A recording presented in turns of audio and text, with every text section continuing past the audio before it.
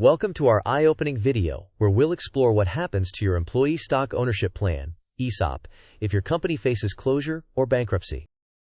Today, we'll be diving into what happens to your shares, understanding payouts and timing, and key advice to protect your investments. Now let's get into the nitty-gritty of what happens to your shares if the company goes bankrupt or is acquired. When a company goes bankrupt, your ESOP shares will likely become worthless because shareholders are last in line for compensation after all debts are paid. Being fully vested means you own the shares, but it doesn't protect you from their value dropping to zero if the company fails. In case of an acquisition, if another company buys the bankrupt company, your shares might have some value, but likely very little. Next, we'll cover how the timing and process for payouts work when it comes to ESOPs. If you are laid off before bankruptcy, you should be paid out according to the ESOP plan rules, which may take years. If the company shuts down, the ESOP is terminated, and funds are distributed or rolled over into another retirement plan. However, if the company has no value, there's nothing to pay out. Now let's take a moment for a quick quiz question. What happens to ESOP shares when a company goes bankrupt?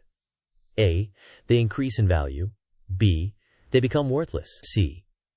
They double in number. D. Nothing changes.